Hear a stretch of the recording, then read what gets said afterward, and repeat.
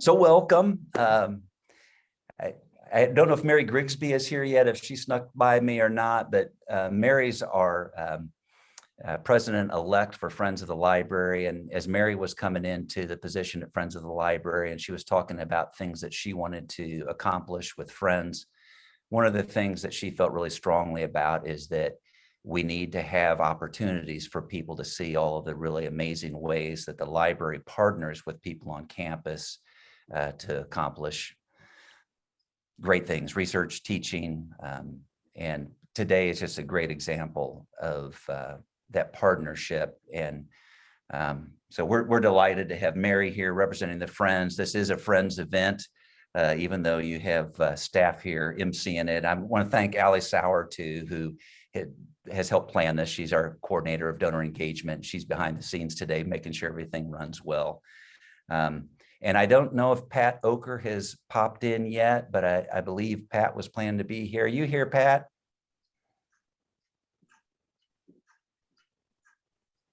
She may be here, but muted.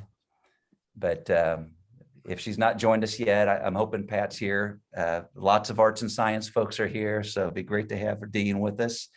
And Deb Ward, I saw popped in. Deb, you want to say hello? Hello, everyone. Good to see all of you today. I had just a little bit of a technical glitch getting in, so pardon me for being a little bit late. But I'm really looking forward to hearing Noah's presentation. I think that we're all just in for a really big treat. So I'm not going to try and introduce everybody that's here. Do see a lot of folks. So I see Joanna Todd Brown. Now that I've got the gallery, I found you in the corner. Good to see you all the way from Asheville, North Carolina. Another one of the retired librarians from Stevens College. You know, today is really about Noah and his work. So let's get right to it. I hope that as we go through this program that you'll have some questions. You can put questions into the chat, and Kelly Hansen's going to be watching for that. She can interrupt Noah and ask questions while it's going on. And then once we get going, if you will mute yourself just so we don't get any feedback, that helps things quite a bit. And before I introduce Kelly Hansen, I do see that Ann Riley's here. So I've just got to wave at Ann, recently retired director of the libraries, vice provost and university librarian, coming to us from Chesterfield. So good to see you, Ann. Now it's my pleasure, though, to introduce Kelly Hansen, who is one of my favorite colleagues to work with here as we raise money for the libraries. There's a lot of interest in special collections, so I find myself working with Kelly a lot, and she's just incredible. She's a Mizzou alum with 2 degrees, undergraduate degree, a double major actually in Spanish and art history, and a master's in art history, all from Mizzou. And then she ran off to Texas and got her master's of library science at University of Texas, Austin. And she's been with us for 10 years in special collections. And the last 4 or so of those years, she's been head of special collections. So I'll turn it over to Kelly now. Thank you. Thanks, Matt. And thanks everybody for joining us today. We have so many amazing and wonderful materials in special collections, but what really gets us excited is when we see faculty and students using those materials and doing really wonderful research projects and publications and the types of work that Noah has been doing with these materials. So I am going to introduce him and let him introduce his research project that he has done with these materials. Dr. Noah Heringman is Curators Professor of English and has numerous publications on British Romanticism, literature and science, poetic genres, and critical theory. This project, Vetusta Monumenta, is supported by year-long fellowships from the Huntington Library and from the National Humanities Center, and a 3-year scholarly editions grant from the National Endowment for the Humanities. And the first volume of Vetusta Monumenta was completed in 2019. So with that short introduction, I will turn things over to Dr. Heringman. Thank you, Kelly. Can everybody hear me? Okay. So for some big thank yous to start with. To all of you for being here. I'm delighted And special thanks also to Matt and to Ali Sauer for organizing this event, and to Kelly for that lovely introduction, and also for many years of collaboration.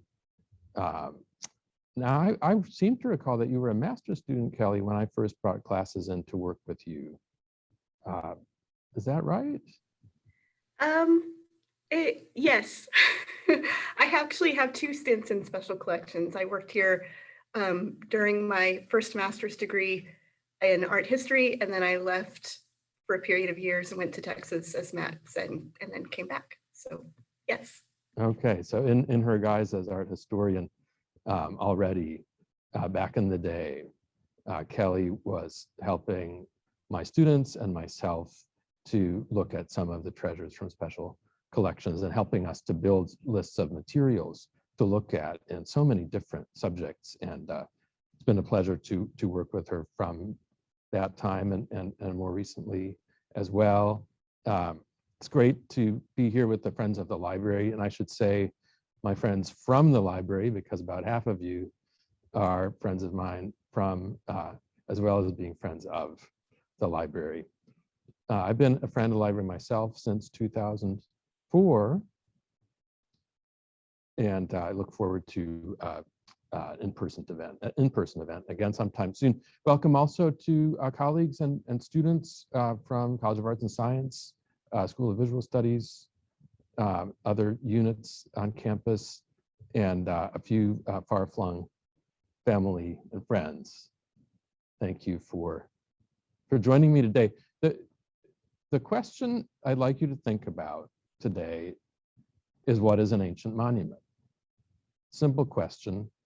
And I just want to put that out there because the story that I have to tell about the making of the digital edition of Vetusta Monumenta, Ancient Monuments in English, is a story about how my own idea of an ancient monument was completely transformed by this experience of engaging with the history of the illustration, recording, preservation, advocacy for monuments. All of that is contained in Vetusta Monumenta, the print series, which ran for over 200 years. And admittedly, I was a rube 10 years ago when I started this project, but I thought that an ancient monument was something like the Colosseum, the Parthenon, the Egyptian pyramids, Great Wall of China, maybe Stonehenge. It had to be big, and it had to be pre-Christian.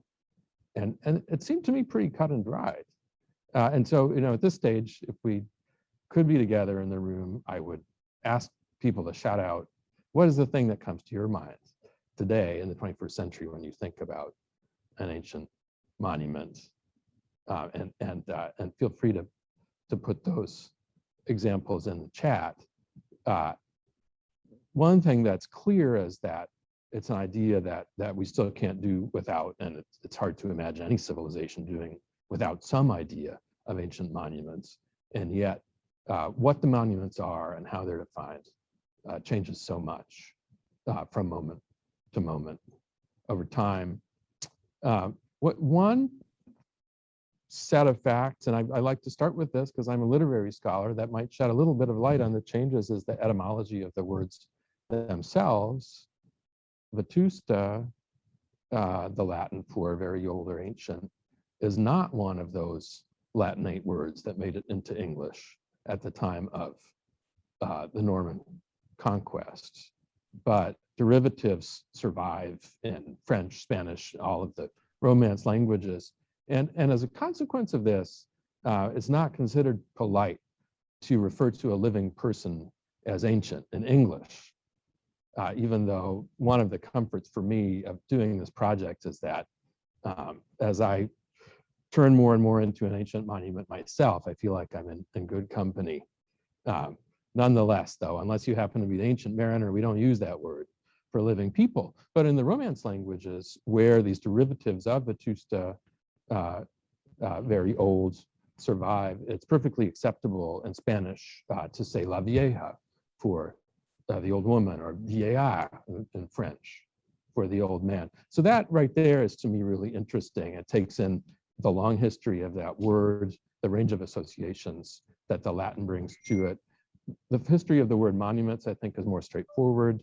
Obviously, it did come into English, derived from the Latin verb onere, to remind, and it made its way into English, actually, this word even before the Norman conquest, although the Normans brought over a specific definition of monument as a tomb.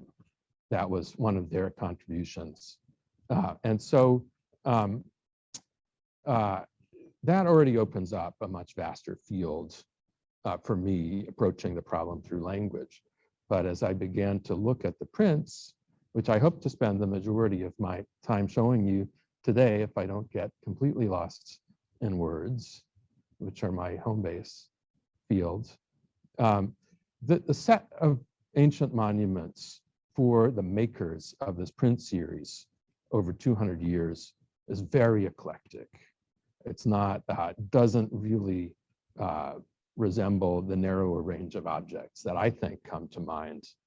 No one has ventured anything in the chat, but maybe later on I'll get to hear some of your examples. It's very eclectic. It's so miscellaneous, the monuments that are included in this series, that it might even seem incoherent from a modern day point of view. And yet the Society of Antiquaries starting in 1718, lavished every care, hiring the best artists, the best engravers, using the best available imaging technology and scholarship, sparing no expense to produce these beautiful, enormous prints. I'm saying this in part to inspire the printmaking class that's with us here today, that have lasted and that we're lucky to have preserved here in MU libraries. And so a lot of printed collections of monuments exist, almost ever since there's been print, since woodcuts and then later on copper engravings were able to be used with print. There have been collections of monuments. And so I want to say just a word about what's special about Vetusta Monumenta. It ran continuously for over 200 years. Most illustrated publications from the early modern period showing monuments and antiquities were one-off, or they were at most published over a series of 10 years. But as you see in this collection, visual technologies are changing. The politics of what a monument is and should do is changing. So that's one of the things that's special. It so happens that here in Ellis Library, we have one of only 6 complete sets in the country. And I can't tell you how thrilled I was in 2011 when I was finishing up another long-term project to find that the materials I needed to research my last chapter were right here at MU. And this was after traveling to rare books libraries all over the United States and Europe. And so I'm going to go ahead and share my screen now, because I have an image that captures this excitement and something of the timeline as well. So you can see this was a while ago, and my colleague Ann Myers, who's pictured here with me from the English department and with one of the volumes, is one of the many great collaborators I had at MU right from the start. And this was at a time when we were hoping maybe to get some major media attention for the project, maybe get Hollywood interested, you know, and I'd have yet to hear from them. But this is, it shows you a couple of things to start out with. And so I now want to switch over to the website itself, which you should be able to see now on your screen.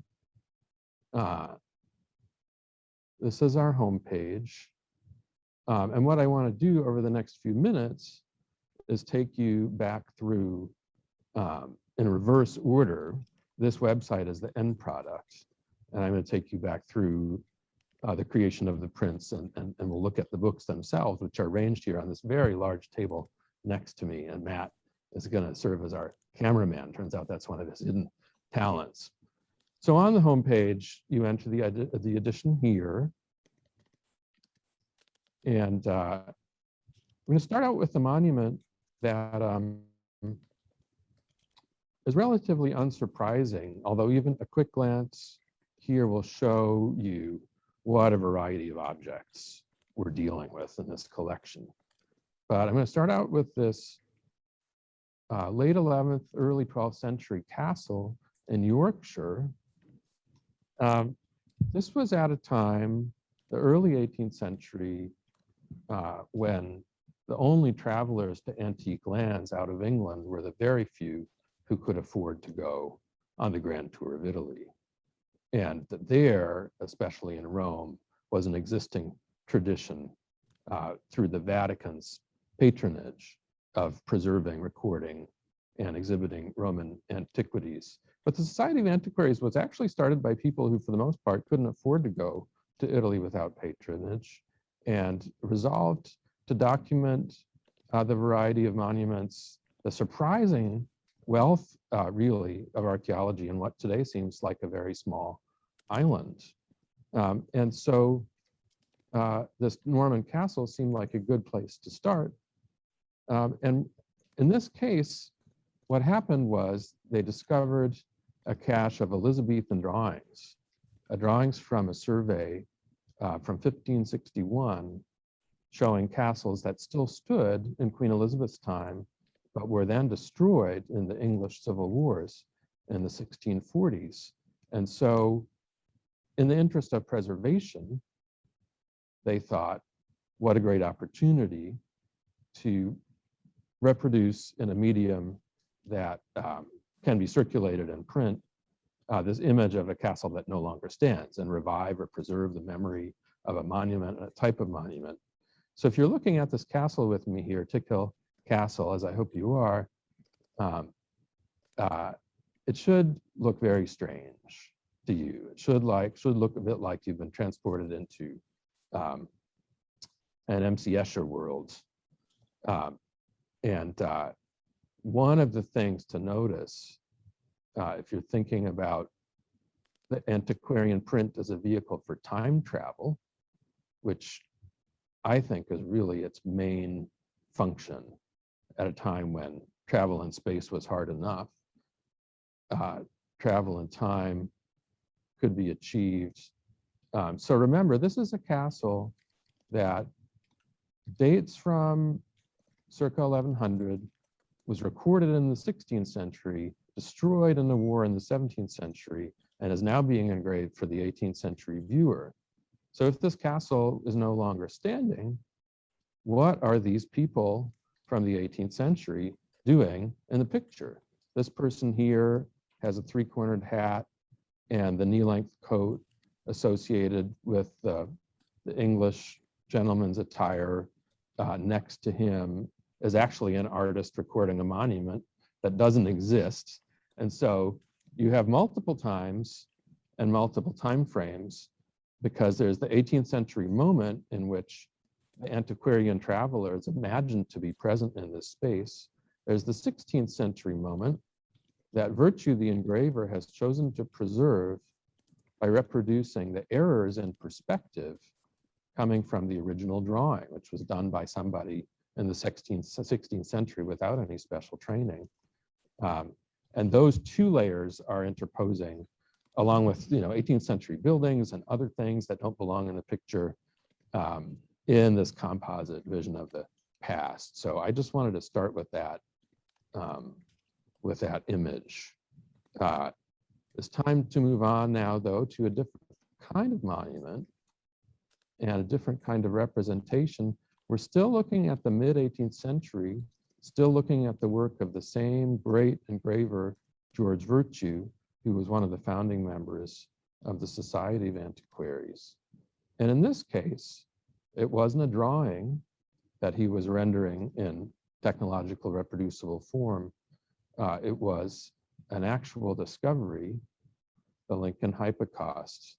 And you'll have seen this referenced in Matt's announcement, which was drafted at a time when we were still caught up in the vortex of the Arctic blast, and could readily imagine how an underfloor heating system could come in handy. You'll see here in this very long commentary that was co-authored by myself and my graduate research assistant at that time, also from the English department, she's still with us, Heather Heckman McKenna. We talk at more length about some of the things that we discovered about this print. But I want to draw attention to some things in contrast to the castle that we just saw. Number one, there are no people in this image. So you don't get the sense of scale. You don't get the same sense of time travel through movement in space. The only human presence in this image is the abandoned tools, the winch and the buckets used to lower investigators and tools down into the excavation at the right, and some of the tools. And when you look at those tools, it might occur to you that using those tools, there's no way in the world that they could have made this enormous excavation. Bulldozers hadn't been invented yet. And so recognizing that, and Virtue having put in that mark of human presence to show how his technology of engraving is intervening to give you a view of the, at this time, still unequaled ancient Roman technology of underfloor heating, he's drawing attention to the ambitions of Great Britain in the 18th century, a rise in colonial power, and maybe not so much trying to draw attention to the fact that it was, for the Romans, might as well have been a permanent Arctic blast up there. And they, as with any colonial bureaucracy, they had to send people. You had to go up there if you were hoping to work your way up the bureaucratic ladder, and you might as well then put in one of these heating systems in your villa. This is from the only surviving private townhouse in Roman Lincoln called Lindum at that time in Northeast England. And whereas in Rome, they would have been used primarily to heat the hot pools that line the perimeter of a Roman bath. In places like this, in the imperial boondocks, you would want this to heat your whole house. And so what you see on the left, and this image is labeled in Latin, all of the parts of the hypocaust, the furnace here on the left, in which wood was burned, and the hot air traveled through these piers supporting the floor, and was then vented out these two shafts here, D and E. And you get a little view of the tile. There's one other special feature of this, actually two. I love this print that I want to point out. And number one, there was not actually a giant architectural plan drawing tacked up on the wall of the excavation.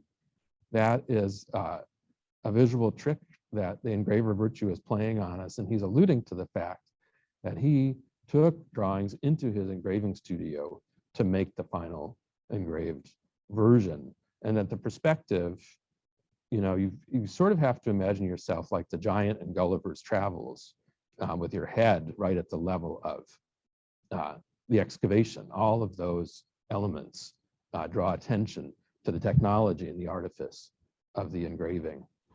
And so this is not just a monument. This is a remediation of a monument.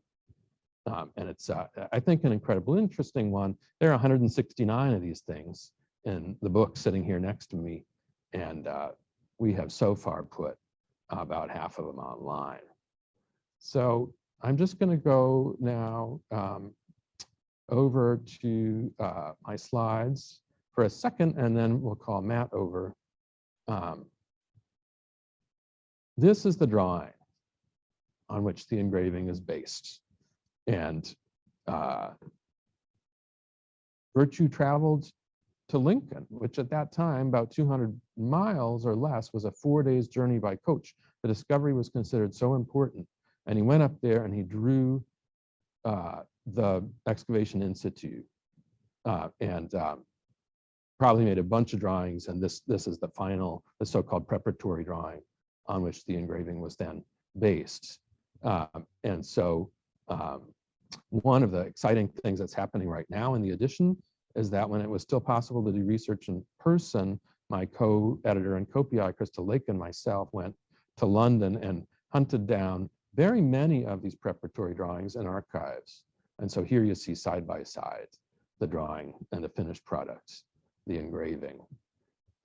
So now we're going to change horses once again and travel over to the books. And Matt Gaunt is going to help out deploy his Hollywood level skills as a cameraman. We're going to start over here, volume 1.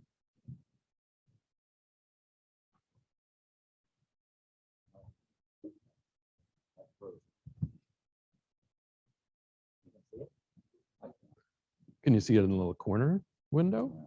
Huh. Well, he's going to have to be able to see it for this to work. Can you change camera?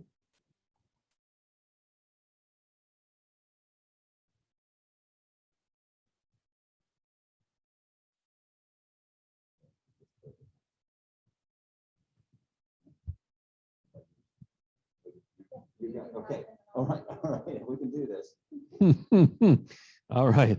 All of our digital technology is not equal to these things from the 18th century. That's my conclusion.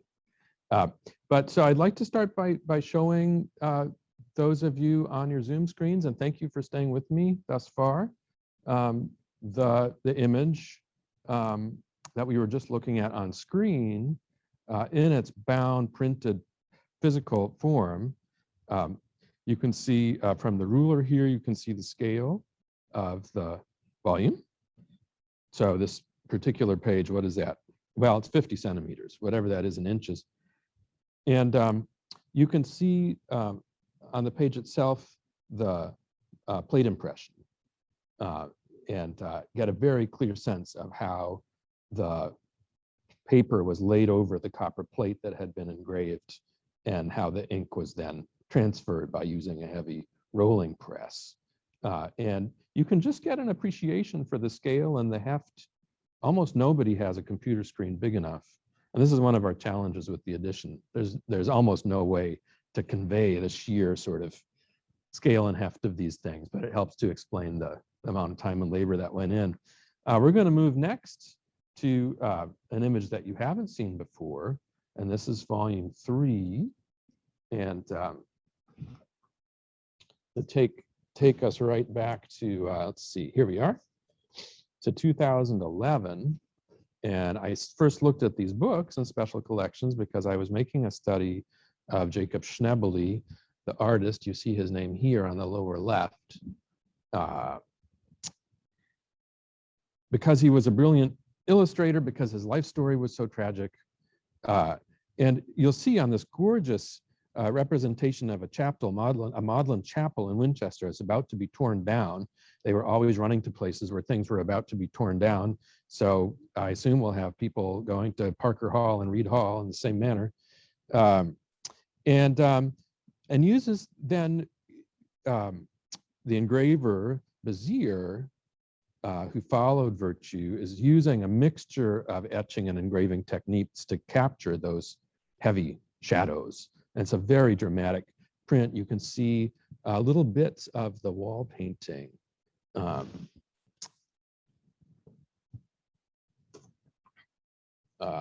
Here. So it's a very meticulous record of everything that was about to be destroyed. And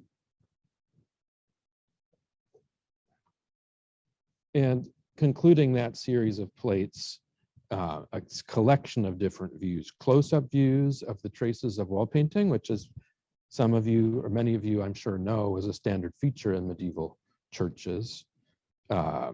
A view of the building, an elevation, and different special features of it, as well as its already semi-ruined state.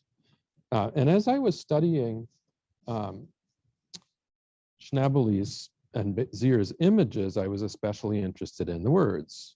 Being a words guy and still prior to my conversion from books to monuments. Books and words are really what I studied. What you see here is text. And one of the big changes that happened in the course of this publication with the division of labor that occurred and the changes in the class structure is that practice of the arts became professionalized and scholarship became professionalized. And to prove yourself as a scholar, what you have to do is write lots and lots of pages with lots and lots of footnotes.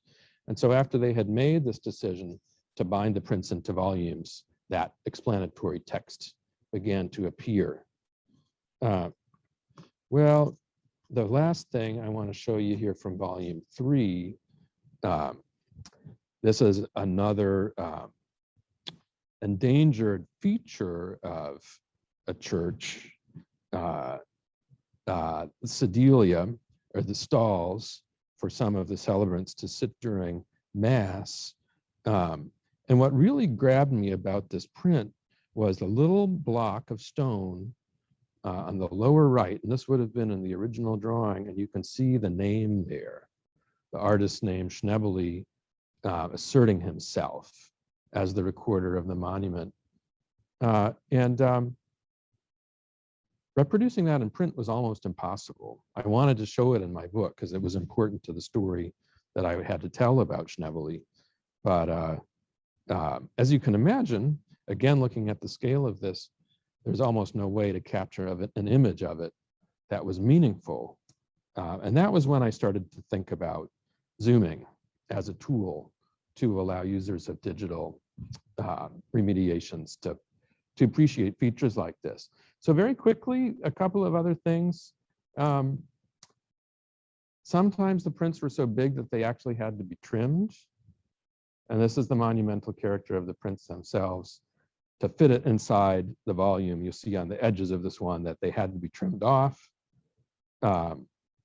This thing is over 70 centimeters wide, and it's an enormous one, this view of Hampton Court Palace. And that's a monument that still stands. Some of you may have been there, but it shows quite a few features that were no longer extant by the 18th century, because these monuments are living and changing monuments. And then finally, we're jumping forward in time now to the turn of the 20th century. You'll see something very different. This is no longer copper engraving at all. It is color lithography. And this sock or buskin worn by an early medieval priest while celebrating Mass and recovered from the floor of Canterbury Cathedral was laid directly on the stone and lithographed in a process that gives you the accuracy of photography, but also with some texture that a photograph can't give. These later volumes are still very far in the future of our project. I actually don't know very much about color lithography, and maybe in the Q&A, those of you who do know will be able to talk a little bit about it. But that was the tour that I had planned of the volume. So I'd like to thank my amazing technical team. Matt and Allie, thank you so much. Now, any of you, if you're ever up here in special collections, these volumes are here for you to see. And I recommend it as much as I like the website that we've built. The books really are the inspiration for it. And in fact, hello again. If I could have gotten the NEH to pay me just to read these books, I would have done that. But digital humanities is where it's at. And I do feel like we've come up with some good ways of compensating and in certain ways even improving access to this monumental set of volumes with what we've done. And so I think I'm going to share one last time my screen with you. And now that I've taken you on a tour of the print volumes, take you on a little tour of the digital edition. And so, beg your indulgence. Let's go back to that home page again. It was really a lot of fun to design this because these are little details from the very large prints that I sort of fit to the different purposes that need to be served on a web page. So you might recognize here the artist sketching as a pretty common feature for authenticating the representations of the monuments that you see. Here is an antiquary at work in the Tower of London. But I will take us now to the table of contents with its thumbnail gallery.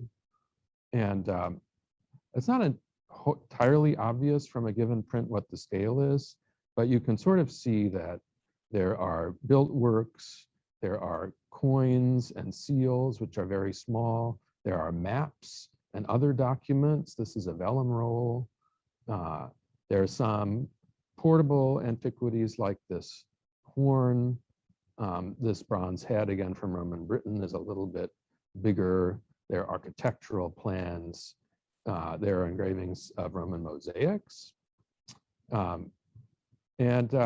It's all quite overwhelming. And I hope that I put you now in a better position to decide what is the definition of an ancient monument that is being offered in this work to us, and how is it similar to or different from your own.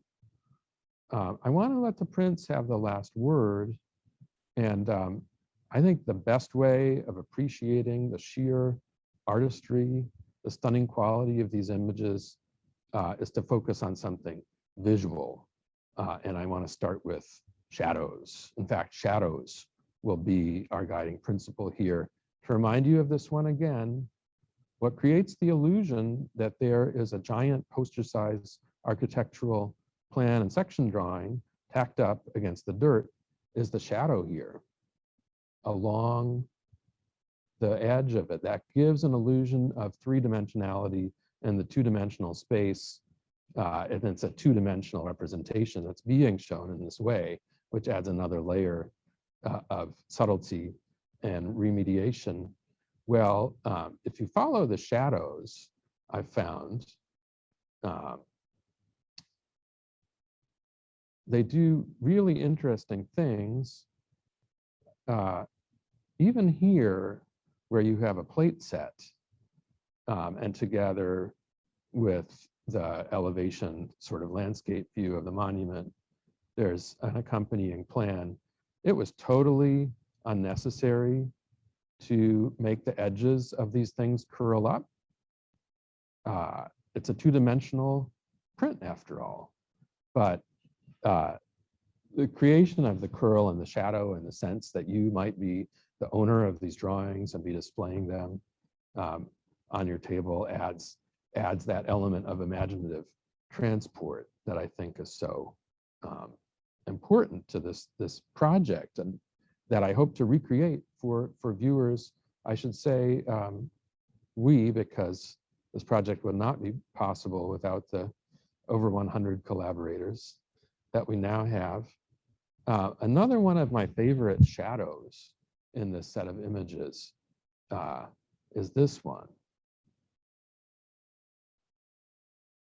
And I'll talk for a minute about the artifact or the monument in question. This is actually a document. Oh, I seem to have stopped sharing. Not really sure how that happened. We all good on the share? Okay. So we've been looking so far at architectural types of monuments for the most part. This is a document, and it's the decree of Oxford University against the jurisdiction of the Pope. It dates, the original that's been very faithfully reproduced here by virtue dates from 1534. And you might ask yourself why, if print is available, because print was available at this time, would an important government document be rendered by a scribe in this so-called secretary hand? And as a modern observer coming from the 18th century, the engraver virtue was, I believe, wondering this as well. The way this came about was King Henry VIII sent his henchmen around to the monasteries, and you know what they did to them, and to the universities, which they did not demolish, but they brought them into line. Oxford was known as a theologically orthodox place, and so they went, the king's so-called visitors, they burned books on campus, and they pretty much ghost wrote this declaration according to which the chancellor of the university is saying, we do not acknowledge the Pope's authority. But all of that is just this paper here, the parchment written with the decree written in Latin in this amazing secretary hand, which Virtue has used copper to remediate, taking his burin and cutting these same characters into his copper plate in reverse so that it would print correctly. The shadow that brought us here to this image is down at the bottom. The seal impression attached to the document that marks its authenticity is casting a shadow, which I hope you can see there.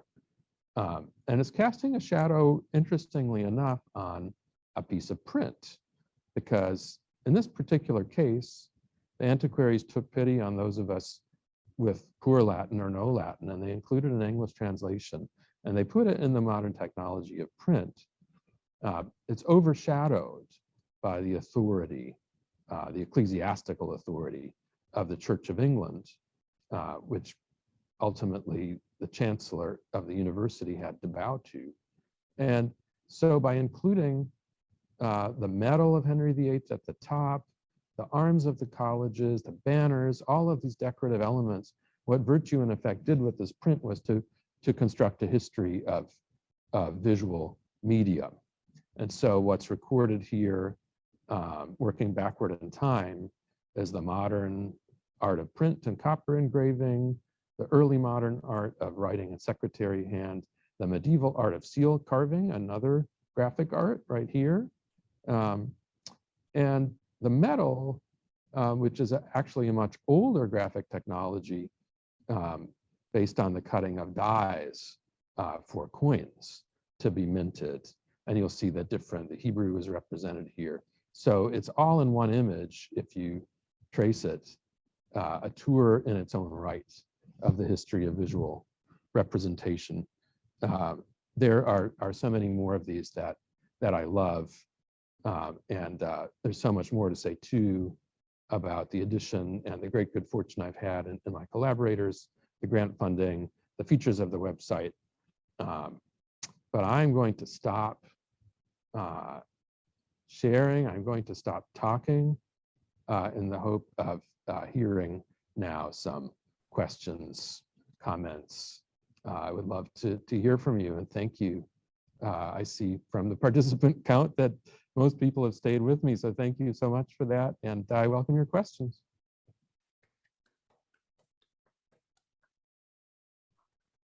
Noah, I'll just fire one right off the bat at you. You know, as you were going through the document with the secretary's hand, it made me think of it. We'd seen a donor with some manuscript materials he wanted to give to us. And I thought, oh, good, I'll be able to read this one. It's in English. It was from the era of Henry VIII. And so it turns out I can't read Old English in secretary's hand. But my question really is, who did all this digitization work? And I want to remind everybody here, you have the link, and these have all been digitized at a really high resolution, and you can go in and you can zoom in. If you can read secretary's hand, give it a go. Dude, teach yourself to do it. But so I encourage everybody to go investigate this website, but the images themselves are really spectacular and they're reproduced really well on the website. Who did all of the scanning? And tell me a little bit more about the process of putting all that together. Yeah, so that was the starting point in 2012 when I decided to turn this into a project, which I thought might take a couple of years. I knew that we would need high quality page scans and special collections. And then later, the digitization unit that formed in Ellis Library made their scanners available to us. The first volume was scanned by a master's student in MU School of Information Science and Library Technology, and those scans hold up really well. The equipment used, although it was generating 600 DPI or optical 300 DPI images, would now be considered outdated. And the student, Amy Jones, who's now a junior high school librarian in, what is that place, Blue Earth outside KC, or I forget the name of it. She used software to doctor these images, and for a master's student, you know, and for a project on a shoestring budget, did an amazing job. So as time went by and we began digitizing, creating digital page images of more and more images and more volumes, Felicity Dekas, who heads the digitization unit, jumped in, and working together with Special Collections and her unit and increasingly good equipment, we got a full set of scans for the first 3 volumes. And that's really the bedrock. That's the foundation, as you say, because the images are what's interesting. And although we seek to offer, and the NEH agreed to fund a package in which there is also commentary and explanations included, and not just the images, those images were really critical, and without MU's support, without MU libraries, we wouldn't have gotten off the ground.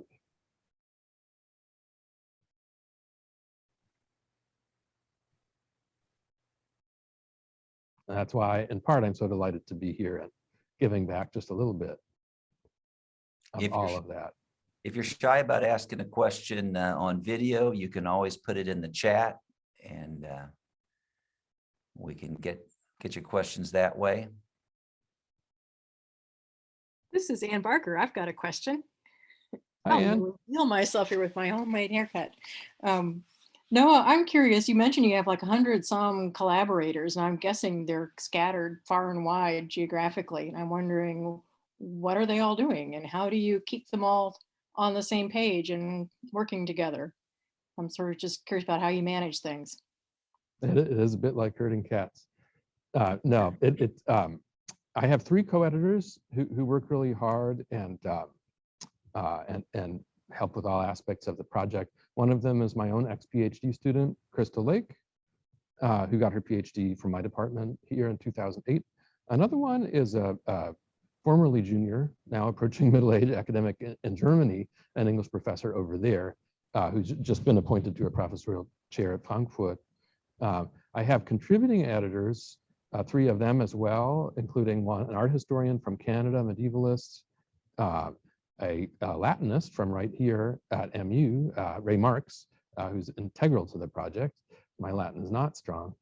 And Kristen Schuster, who got her PhD from MU Sizzelt. Your attention, please. This is Now that lets you know that we are here in the library, and we're not faking this. We're not in a studio. It's not like the moon landing. We really are in the library, and they're announcing something very important. But I'm just going to talk over it. So that's just a group of 6, but I've had over a dozen amazing graduate research assistants over the years, including many from English, including currently Emily Smith and Ariel Freed, who are both graduate students in our program. I have an advisory board, an international advisory board of senior academics, not surprisingly, all from England, from archaeology departments, art history departments, museums, English history departments. There are 9 of them. They supervise our peer review process. I have an army of, I think at this stage, 60 or 70 peer reviewers who review all the content. I have a developer, a web developer, who developed the platform Scalar, lest I forget, on which our edition is mounted, and who provides incredible support. He's included in the NEH grant. His name is Craig Dietrich, and he's got a team. So that's a beginning of an answer. Thank you, Ann, to that question. It's a cast of thousands. We have a couple of questions that have come through in the chat. From Trudy Lewis, she asks, do you have any information about how these illustrators were trained to use shadows? Imperfect information. It's a great question, and I'll tell you what I know. And I'm actually going to start with my son's 8th grade art class. because there was a long unit there on using shadow to capture depth and three-dimensionality. And I should mention at this stage William Blake, who, as a great Romantic poet, is somebody I know from my home field of study, English Romanticism. His work is actually included in Vetusta Monumenta. He was an engraver's apprentice. And so Blake, as an artist, can stand in and answer Trudy's question as an example of the kind of training that artists received. Blake was in drawing school starting at the age of 10, and drafting would have included from very early on the importance of shading, in part because in these graphic media, for which most students in drawing school were being trained, that shadow was incredibly important and was actually a contentious area between practitioners of line engraving versus mezzotint for achieving depth and three-dimensionality in a black and white and flat. I'm looking at Chris and his printmaking class. I'm not even qualified to talk about any of this, but that's what I have to say in response to training in shadows. I'm just an amateur. I like shadows, and it's a good way to sort of navigate your way through. I don't know if you can hear me here in the print lab, but we literally have a mezzotint rocker set up just behind the students here. And it's amazing I have to thank you so much for the research you're doing, because a lot of times you're doing these things and they're ancient processes, and even hearing somebody say the word mezzotint reaffirms that people are looking at it in some format, and it's such a rare thing to hear. Mezzotint being really the precursor to a halftone, mezzotint, and it's the beginning of really dot resolution and dot screens, and it really takes off in terms of photography. And it's like the contribution you're making the monuments that became invisible visible through print, and then visible again from the rare books room, is like a meta version of print, and I really appreciate it. Thanks, Chris, and thank you for having right on hand. I think I see an 18th century print on your right. Yeah. That's King Louis, and then I think I sent the Bartolozzi print Yes. to your colleague, which was a image Francesco Bartolozzi did after one of the, in the collection of the Medicis, they had original drawings that they then turned into engravings. And so these are things that we're sort of researching here too, in a way. But I'm more interested in the engineering of the thing. But the history is tremendous, unbelievable, and I appreciate it. Well, thank you for bringing to the group people who are carrying on these traditions today. I think that's fantastic. Do we have more things in the chat? We do. Deb Ward asks, how did you discover these treasures at the library to begin with? Well, I touched on this briefly. I'm really happy to expand on it. I was working on illustrated books, illustrated folio volumes on natural history and antiquities. And I wrote a book about those. For my last chapter, the illustrator I was studying was this man Schnebely, whose signature on a stone block Matt showed us when he zoomed in with the iPad. And I knew that he had done this really important series of drawings for Vetusta Monumenta. And so, of course, I went to the library catalog, as any good researcher does. And I typed in Vetusta Monumenta, and I was amazed to see in special collections, all 7 volumes. I like traveling to the British Library, but in this case, I was able to stay home and spend a lot of quality time with the volumes, and that's how the idea was hatched. Yeah, we're glad we could save you the mileage. It's great to actually be back with the books again for a change, and not always on the website. Yeah. One more question. Emily Smith asks, to what extent are the prints themselves the monuments, given that many of these subjects no longer exist, like a type specimen in biology?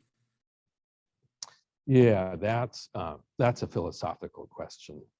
And you might think of the Surrealist painting by René Magritte.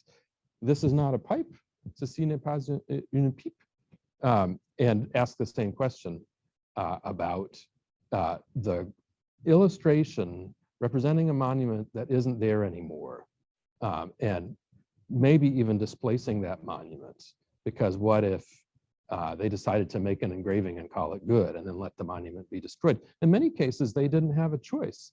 As with Magdalen Chapel, the forces of improvement were going to knock that down, just like I guess they're going to knock down Parker Hall here on campus.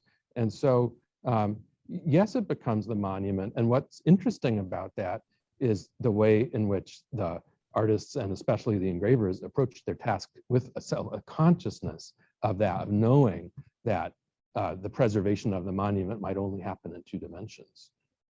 So many variations on that theme. I love to think about that theme. So thank you, Emily, for that question. Elizabeth Hornbeck commented that we shouldn't forget about the Society of Antiquaries of London as collaborators. Do you want to elaborate on that collaboration at all? I'd better, since it's a question coming from my wife. The Society of Antiquaries of London still exists. And in fact, they invited us to have a special event in the summer of 2019 to celebrate the completion of volume 1 of the edition. And so we had a symposium there. But today, most of the members are professional archaeologists, but they have a wonderful library and a wonderful collection. They've got a royal charter, so they have space next door to the Royal Academy in London on Piccadilly. I would encourage you to stop by. They've got one extremely rare Magna Carta copy. They've got all these great medieval king portraits. I mean, you name it, they've got it, as well as a beautiful space. So the society itself has this history. I've emphasized how the print series ran for 200 years, but the society's been going for 300 plus now, and they have been great partners for us. And while they are, like many heritage institutions, strapped for cash, they provided amazing space, research support, logistical support. So yes, very grateful to the modern day Society of Antiquaries for all of that. As to how MU got these books, Anne Riley asks, I believe that they came by way of the Mercantile Library. I might punt this question to Kelly, but. There might be people on the call who have more information about this than I do, but I think the spines are marked for the old art, architecture, and music library, which I'm not sure exactly when that closed down on campus, but those materials came to special collections, I think at some time in the 80s or 90s. But I don't know where they were on campus or where exactly that library was located and where it got the materials that it had before they came to special collections. But they are. Go ahead, sorry. Oh no, they're all bound in those library. They've been rebound during their time at MU, and so any information that might have been on the end papers or in the binding has been lost. The sort of maroon buckram binding that was used for a lot of library material dates that acquisition to the 1960s, I suppose. But I will, for Anne and anybody else who's curious about this, I tell you what the title page says by way of stamps. The oldest stamp says Mercantile Library, New York. The next stamp says University of Missouri, 1959.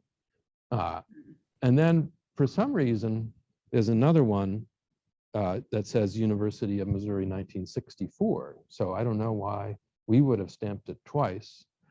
And then though, in an 18th century hand in ink, there's a catalog number, 207835. So that's what I know. Maybe Anne has something to add herself? I don't have anything to add, but it seems like a really interesting question to pursue. I wondered if maybe Ann Barker had some background on this. I do not, but I wonder if we still have a shelf list card for this down in technical services, if it might have some information on the provenance. That would be the first place I would check, Anne. So go take a look at it and tell me what it says. Next time I'm on campus. Great. Fun project. Lots of digging in the card catalog coming. To check the National Union catalog volumes as well and see what it says, because there are not that many of these around. So that might give some history of where it has been times. That's a good suggestion. And how we got it from the Mercantile Library in New York. Or if there was an intermediary. Unfortunately, I regret to report that one of the other 6 complete copies is at KU, and they have they have a pretty thorough record of where their set came from. So I think we need to step up. I agree. We'll have to try to meet the challenge. Yes. We have one more question in the chat from Don Ranley. Have you read Religion and the Rise of Capitalism by Benjamin M. Friedman? Excellent history of religion, especially Calvinism and its influence. Might help understand these documents. No, I have not. Thank you, Don, for that recommendation. Religion and the Rise of Capitalism. Sounds like it might be a sort of a post Max Weber type of investigation. But I think, I saw that one document about the, against papal stuff. And I think that it would be interesting for you to, I studied a great deal of theology myself, was my background, but it was it's just remarkable the knowledge this man has, and tying it into capitalism. I think is just ingenious. And but his knowledge of Calvinism and its effect, and the battles in Scotland and England and the wars and all the things that were fought over that, and I just wonder how much these documents reflect any of that. I'm just so intrigued by this. I've been walking now every day. I've read audio books, 10 of them now, and this one has just really got me. And it's an absolutely brilliant book, I think. Say the author's name again. Benjamin Friedman. Benjamin Friedman, great. Friedman. It's been highly recommended and reviewed in lots of places. He's just a brilliant man. But anyway, I think that some of your documents must reflect a lot of this anti-papal, anti-Catholic, the whole religion turmoil that has gone on. As, Calvinism and Catholic thing went to Jansenism. I won't go into that, but no, that's absolutely right. And not coincidentally, we saw it not only in the decree against the Pope, but also in the castles that were destroyed in the English Civil Wars, which were religious wars. There's a way in which half the monuments in the set probably are records of religious violence. The other thing that's really interesting to me is that the first engraver was himself Catholic at a time in England when being Catholic meant you couldn't go to university and you couldn't work as an employee of the state. And so there are a couple of other Catholics or people suspected of being Catholics, along with a Unitarian and other religious dissenters who formed the society. And so they have this kind of outsider perspective on that whole history of the official struggle between Catholicism and the Church of England or Scotland. And so it's a huge part of the story. Just this morning, I just had to laugh because the colonies up there, Cotton Mather and those guys, absolute religious freedom, except for the papists. I just love it. This is wonderful. But the history of religion with what you're doing, I think would be so fascinating. I agree. I've learned a lot from doing the work and look forward to Friedman's work. I can't, this university just, I've only been here 40 years, but it just so overwhelms me, the things we have. And what you're doing just is so brilliant and wonderful. I Oh, thank you. just want to commend you so highly. Thank you for your support and for the great question. If no one else has a question, that might be the best segue to my exit that we'll get, but I don't want to cut out any great questions. So, speak now if you've got one more question or two for Noah. So, Don's observation about the connection to the history of religion, there's the history of archaeology, there's the making of the prints themselves.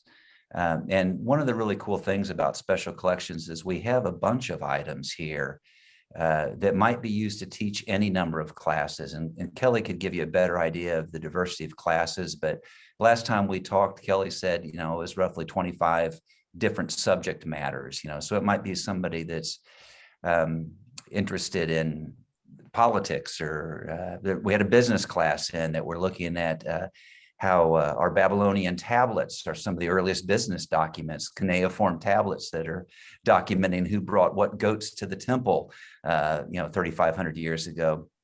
And all of these touchstones that can be used different ways draw students in, draw researchers in, and create this fascination with any number of subject matters. So it's just great versatility when you look at special collections and what that represents.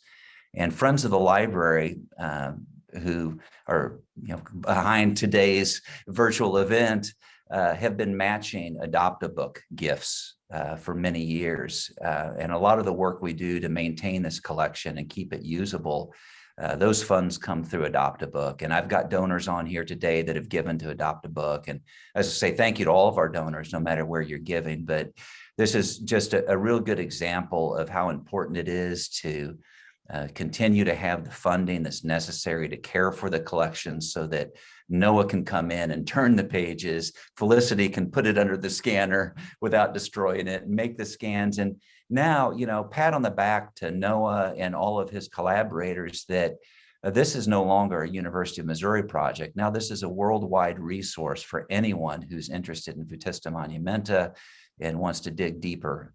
So this is a real contribution to worldwide scholarship that we should be real proud of. Noah, I've got to say thank you to you with some applause. You were awesome. And Noah hasn't spent a lot of time on Zoom, so he invested some time in the technology side to be ready to do this for us. I want to thank Kelly for her amazing work in special collection, working with all of the faculty members. I've got to tell this story. I went to WashU and they said that they had, I think, 24 staff members working in special collections. And I thought, I've got 3 at that time. And then I told them the class load that we were teaching, that 2,200 Mizzou students a year are having some experience in special collections, that in an average semester, 16-week semester, we're teaching about 75 classes. And as I mentioned, those classes might represent, maybe 25 different subject matters. They couldn't believe it. The WashU librarians just couldn't believe that we were having that kind of productivity with our teaching and special collections, the way we were staffed. So this is really a celebration of doing so much with often modest funding, but in the end, it's not modest success, it's tremendous success. So I've got a little something to give Noah. We're going to do that off camera. This is the point where you shake the hands of the speaker and you hand them something. And so we've got the somethings. I'm looking to see, I make sure I don't forget to thank anybody. But I think that covers it. I saw Pat Oker showed up after I'd said some hellos. Pat, are you still here? I know we've lost a few, and maybe Pat had to run at 5. I saw we lost a few at 5.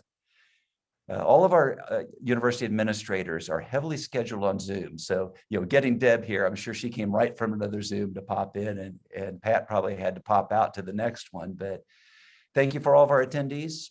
Thank you for. Thank you all. It was a great privilege. Yeah. And that concludes today's presentation.